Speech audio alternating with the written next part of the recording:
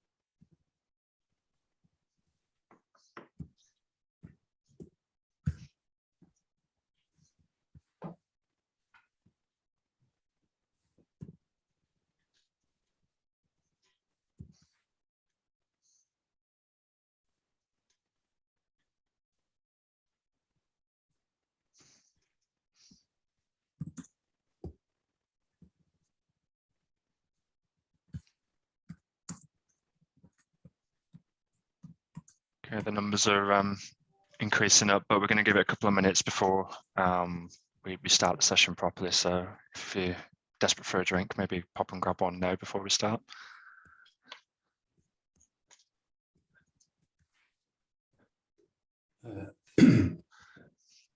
Oh.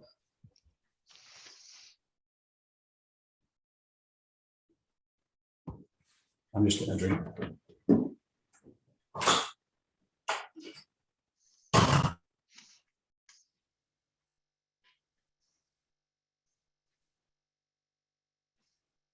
Just muted Darren, so he'll need to unmute when he gets back.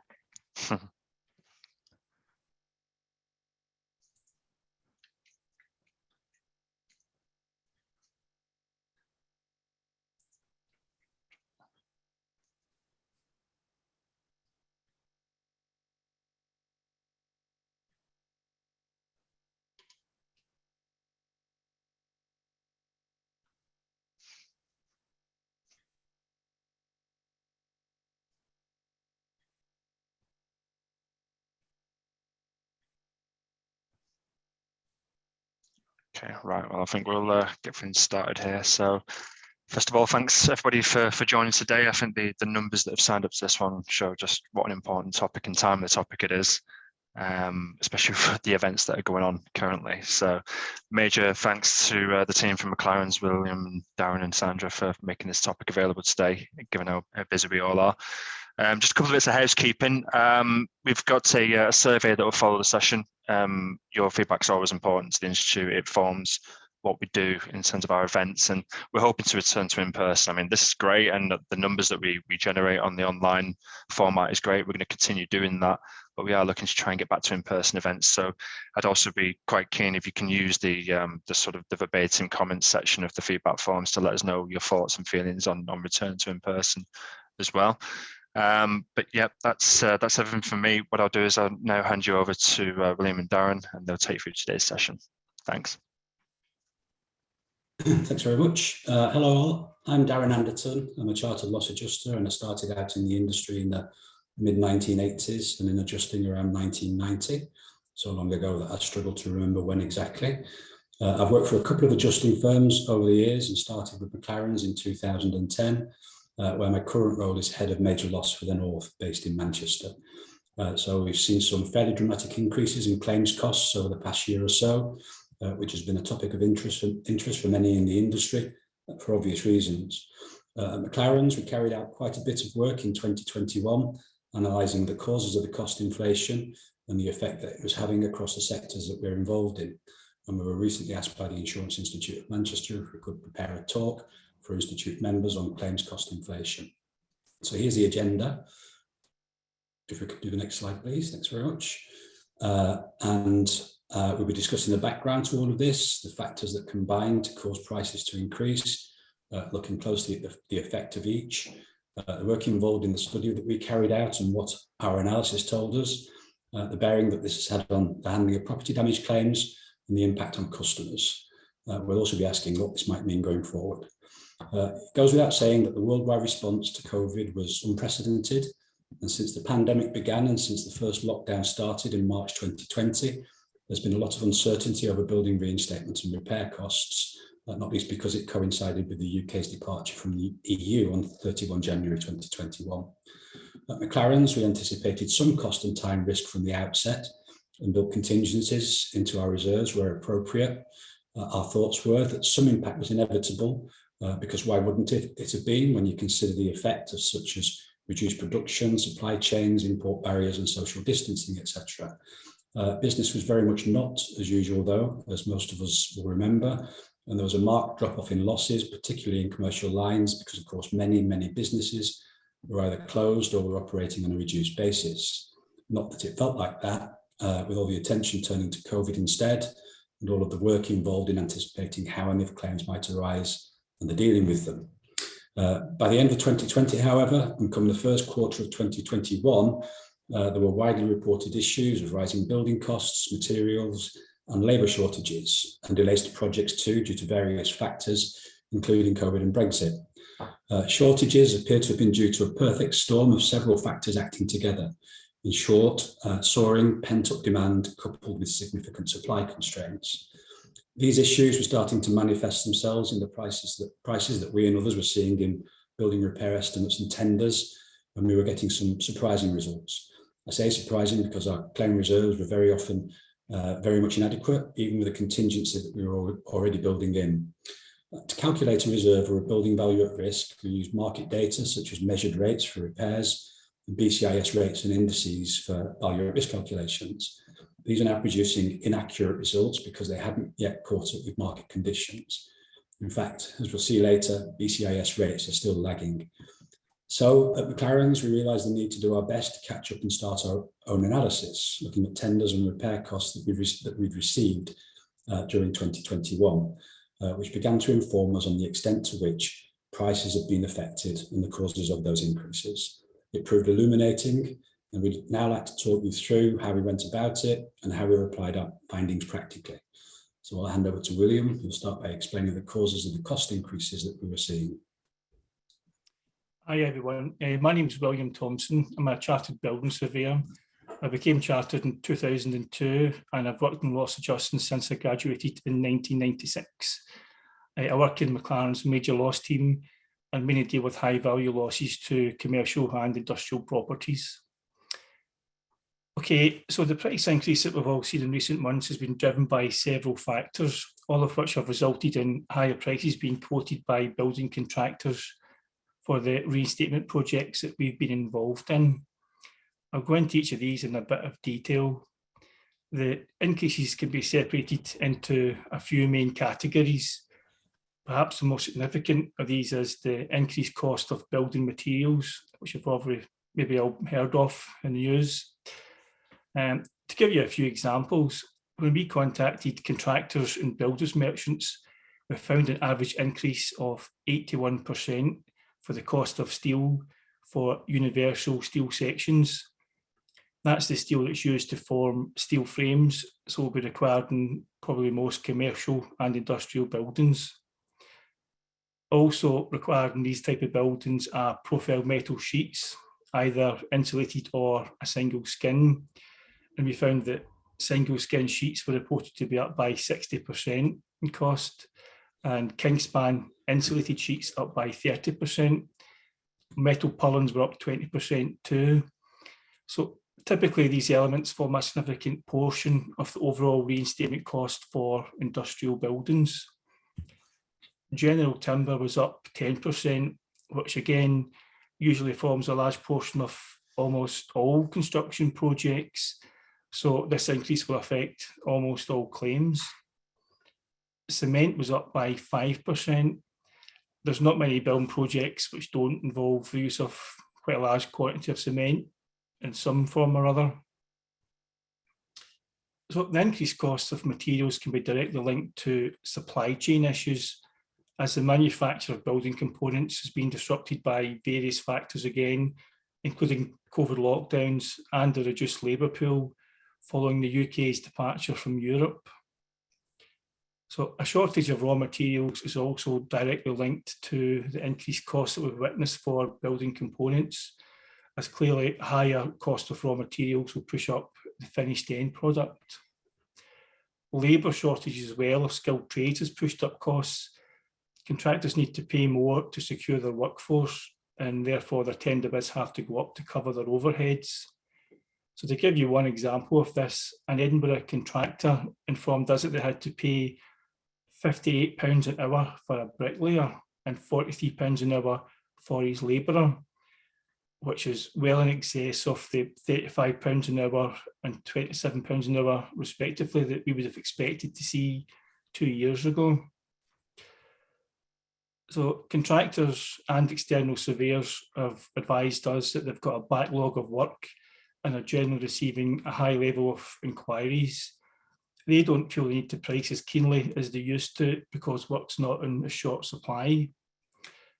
To give an example, my sister had drawings prepared for a 1-bedroom extension to a home.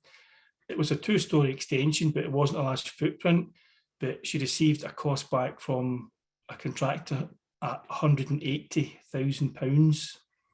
The budget she'd given the architect was £50,000, which shows you the jump that's been experienced in the last couple of years.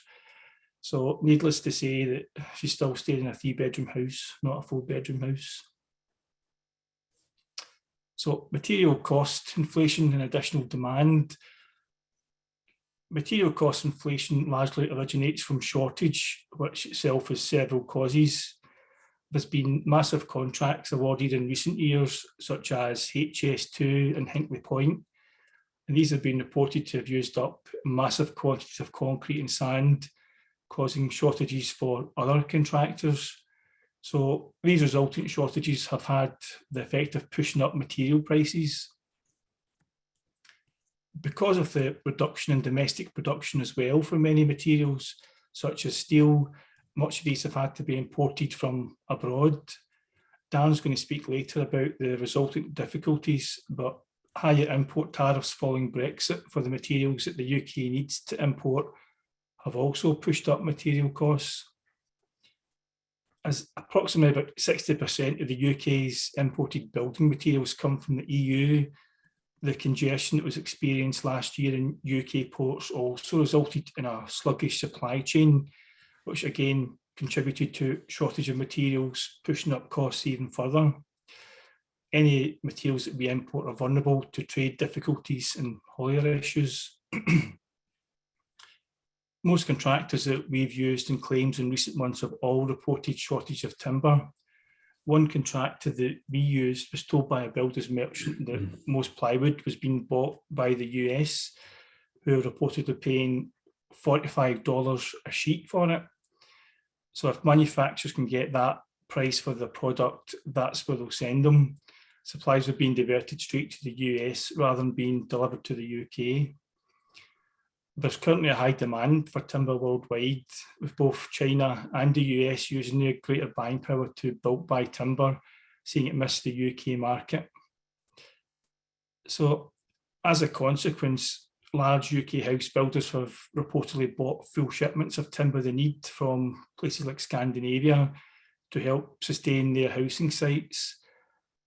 And this has had the knock-on effect that builders merchants are missing out on these supplies and have to limit what they have available to offer to contractors.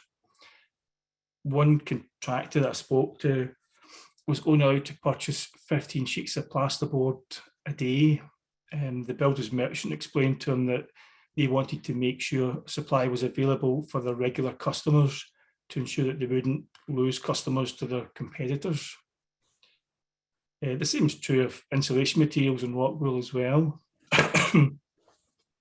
So combined with the reduction of available materials, demand has soared following the lifting of COVID lockdowns. Many homeowners have instigated DIY projects and extensions, having been stuck in their homes and having had time to ponder the home improvements that they could make. As building sites have opened back up following lockdown as well, orders have been placed by many companies at the same time, further exacerbating this shortage. builders, merchants and suppliers, and seeing these shortages and being human, have pushed their prices up rather than keep them competitively priced. Supply and demand obviously determine prices, so the higher the demand, clearly the higher the price. We also had the inflammable cladding crisis as well in high-rise property. That's produced a high demand for replacement cladding materials, but also for associated scaffolding plant hire too. And last year in 2021, we saw weather-related events which caused widespread damage to property. Yet another thing which placed a strain on contractors and the need for the building materials and also construction equipment.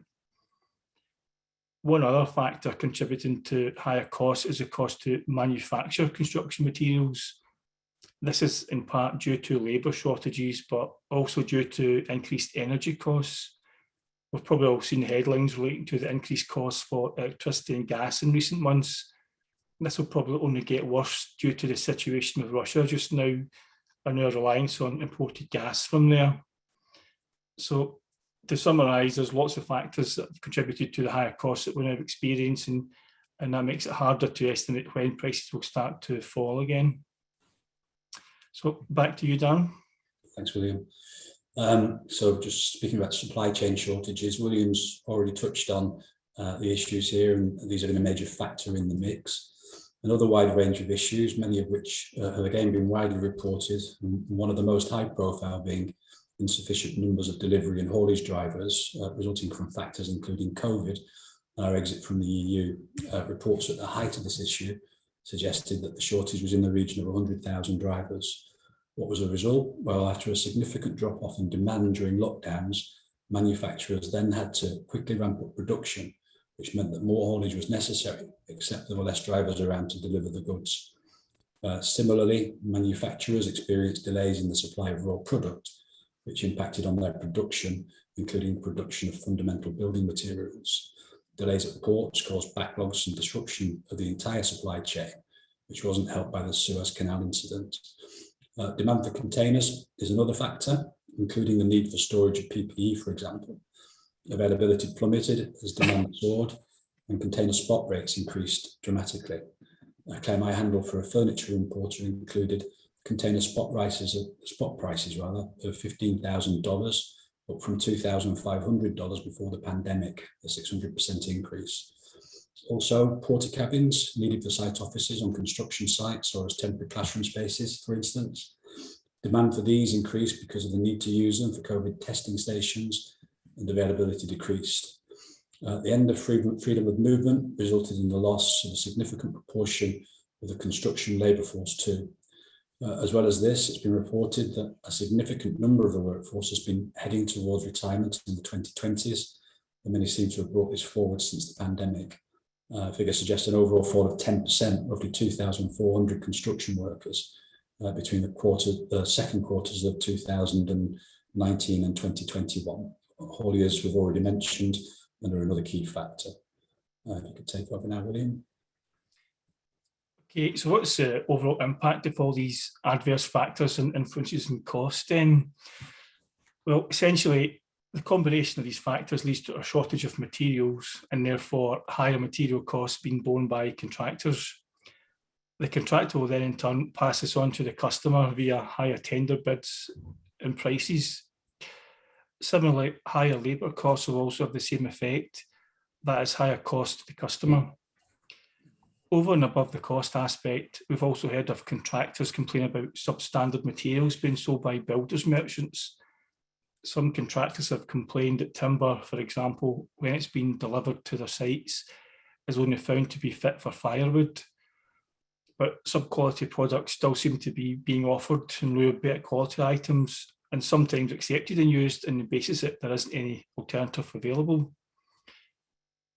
At tender stage, before a contract is entered into, we've seen contractors ask for reassurances due to the quickly escalating material costs. One example that we could give in a recent claim was for replacement steelwork, which was required to replace a fire-damaged roof over a community centre. The roof included insulated metal roof sheets and steel rafters. but the contractor had eventually to be paid by the insured upfront to ensure that these could be ordered long before they were required on site, just to secure the contractor's place on the manufacturer's order books. But these things create complications on site.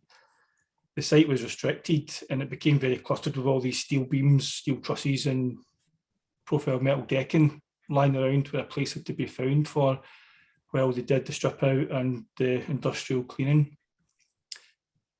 All contractors that we've spoken to have all complained about longer lead-in times for materials, which results in some projects not starting when originally anticipated.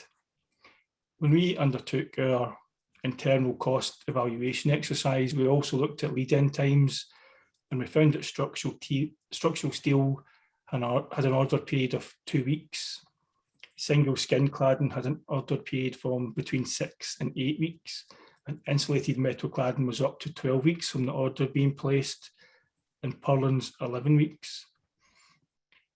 Cement orders were about a week, and general timber probably between 2 to 3 weeks. Some of these might not seem excessive, but remember, usually many of these could be bought off the shelf previously. So another outcome for extended lead-in times is increased business interruption costs and further alternative accommodation costs if the property can't be returned to its pre-loss condition for a longer period of time. So this will have the obvious result in additional lost revenue for the business or increased accommodation costs, and therefore an overall higher claim cost. Preliminary cost on construction contracts involves weekly ongoing costs for site accommodation, fencing, welfare, and equipment hire. So prolonged lead-in times will extend contract durations, and that will lead directly to increased prelim costs. Prelim costs can vary depending on the nature of the project, but typically they're about 15% of the project value, so they're not inconsiderable. And where the policyholder isn't VAT registered, the same will be true for VAT, with the corresponding increase in the VAT element. So the cumulative cost of all these increased on costs is therefore quite considerable on a lot of occasions. Contractors also always build in that VAT into their tender bids. They'll factor in the risk to them into their cost. So most will make an allowance for a bit of a buffer to safeguard them against increased material and labour costs. If their tender bid is accepted, though, this buffer or VAT won't be reduced when the job is finally invoiced at the end. And contractors, being contractors, will also take advantage of any turmoil in the market and will undoubtedly quote the current situation as a reason to increase the cost once they have their foot in the door in a contract.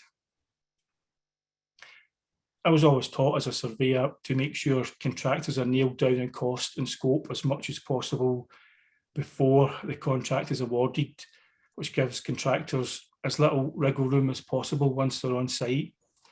The current climate can sometimes provide plausible opportunities for contractors to squeeze extras out of contracts they've been awarded.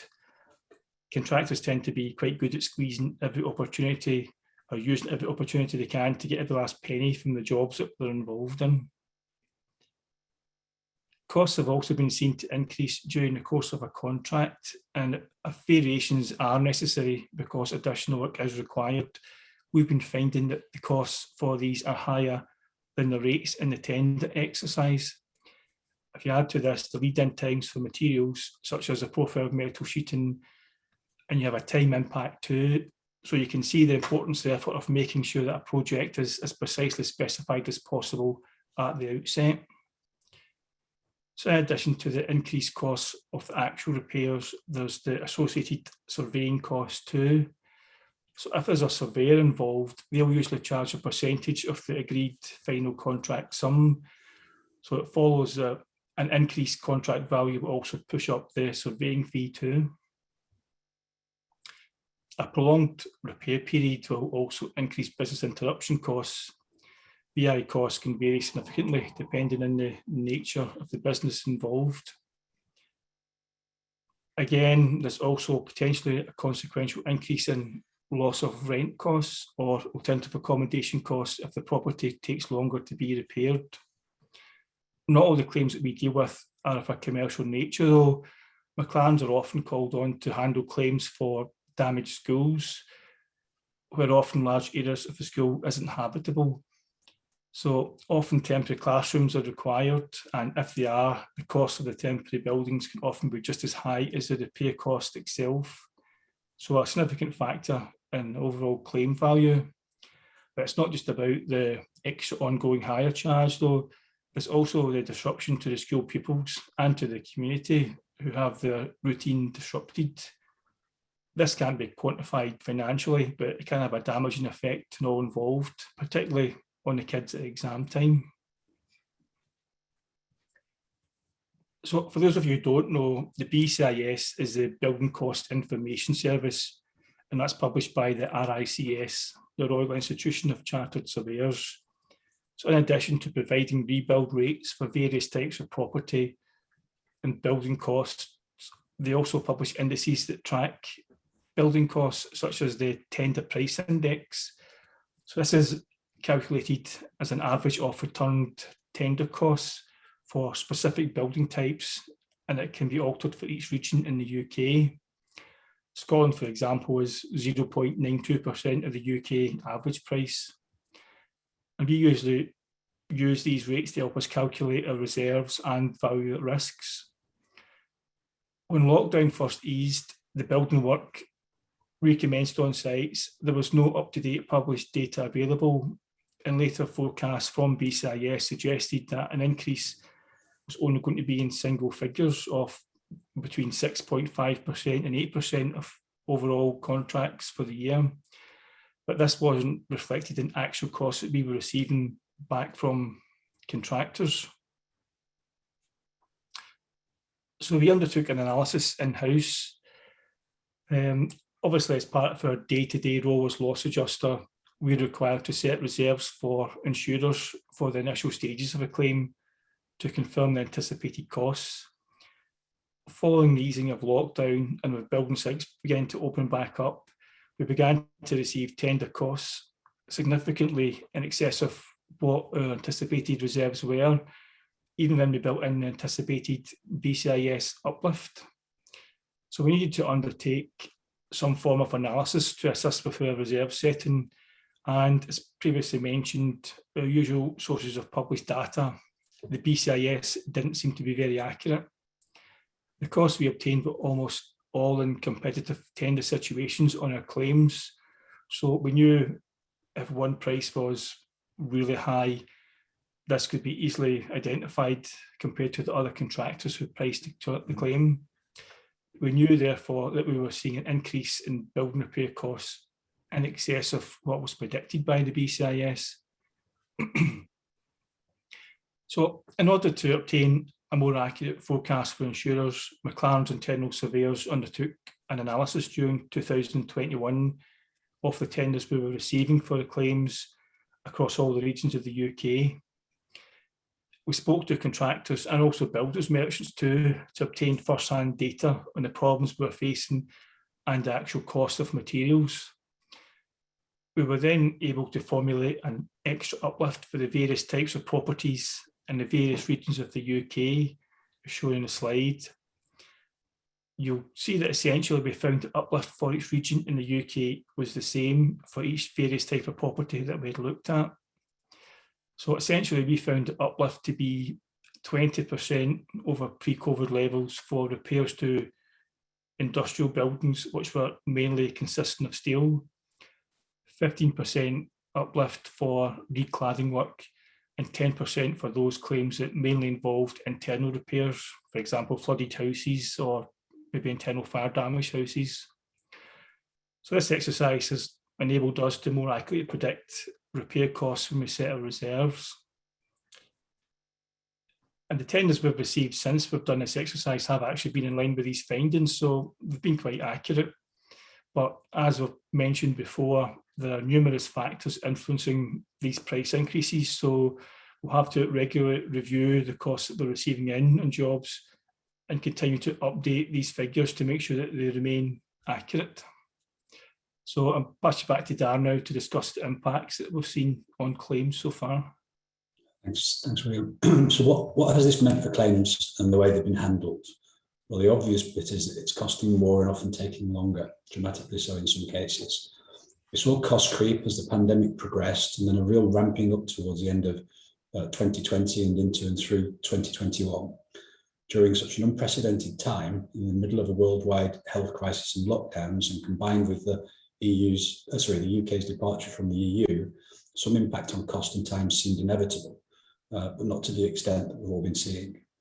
This created reserving issues for adjusters. All our usual reserving tools were falling short, as Williams explained. BCIS rates were lagging and measured rates were proving inadequate.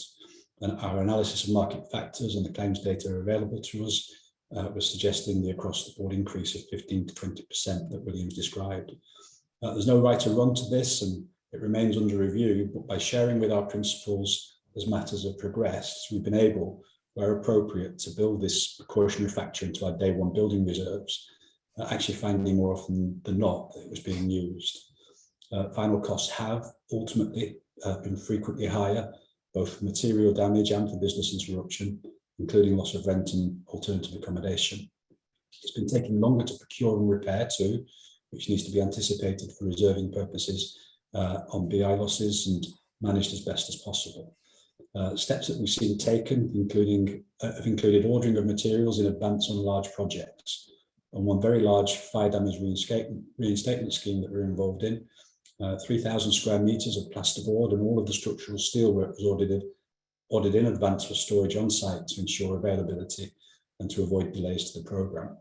There was a cost to this, but a relatively insignificant one in comparison with the much more significant ongoing alternative accommodation cost and the loss of rent claim. More importantly, over 100 residents are currently unable to live in their own homes, so time is of the essence.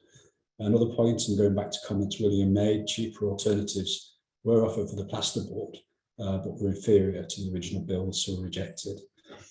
This in turn meant that the advance purchase of materials meant that there was a need for significant advance and more frequent interim payments to the contractor because of the high funding costs involved. Lengthy repair or machinery replacement periods impact on the business interruption loss.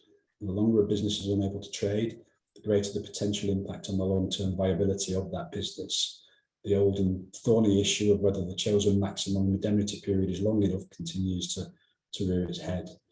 Higher costs and longer repair periods mean a greater risk of inadequacy across policy cover. This is best illustrated by total losses, and we've seen cases where building sums insured and declared values were adequate at inception, renewal, or at the time of damage, but inadequate to cover the full cost of reinstatement by the time the rebuilding scheme was tendered. Should the insured suffer the consequences of the cost inflation? Well, in the case of a total loss, some protection is provided by declared value policies under the inflation uplift, provided that the declared value is adequate at day one. Under a sum insured policy, though, the sum insured is the limit of insurer's liability.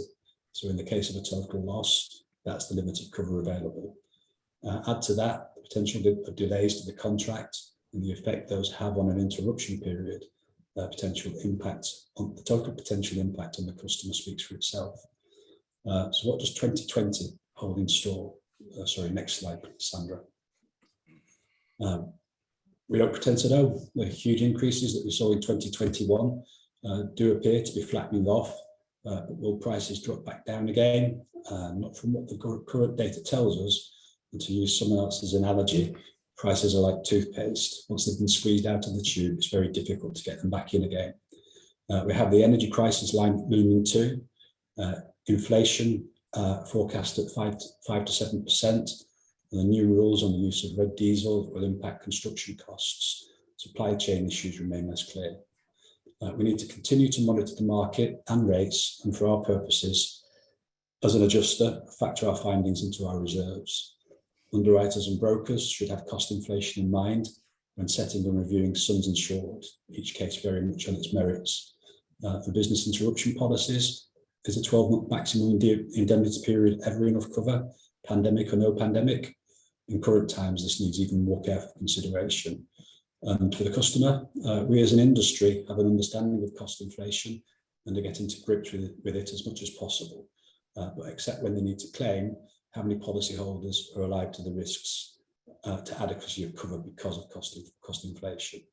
It's clearly very important to alert them. And that pretty much brings the talk to a close.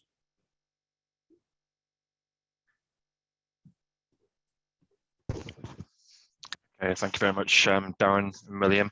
I neglected to mention at the beginning there is a Q&A and a chat box available if you've got any questions that you want to put towards Darren and William, but we do have a couple that were sort of pre-sent in. Sandra, if we can pull those up for Darren and William. Yes, sure. So first question was, William, I think this one would be suitable for you. Will costs go back to what they were before COVID? A very positive looking person or hoping there. Well, to be perfectly honest, no one knows. There's so many factors involved in the price increases that we've just spoken about. No one has got a crystal ball, so all we really can do is keep looking at the costs that are coming in and reflecting that in our reserves that we're setting.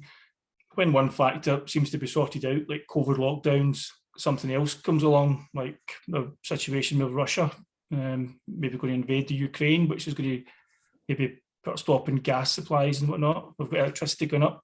As Darren says, red diesel isn't allowed in construction sites now from April, which will probably triple the contractor's fuel bills for his machinery. So I'm afraid we don't know. Okay, Sorry. thank you. And then there were a couple of discussions we'd had with people who'd seen this presentation in the week leading up to it about the increase in sums insured. And Darren, I know you touched on it at the end there around relating the information to customers and brokers being on top of it at renewals. Can you say a bit more about what needs to be done about it, really? It's very much every case on its merits, as I tried to stress there, but there is a very definite increase in costs across construction and building industries, evidence through tenders that we and other adjusters have seen insofar as the total cost of reinstatement is concerned. BCIS rates will undoubtedly catch up because these are tender results, so there'll be more clarity on that as we move forward. But I mean, a specific example might be a steel frame building. William touched on the increase in cost there of 81%. We had a case actually that's worthwhile referring to. Steel frame farm building insured for a certain sum.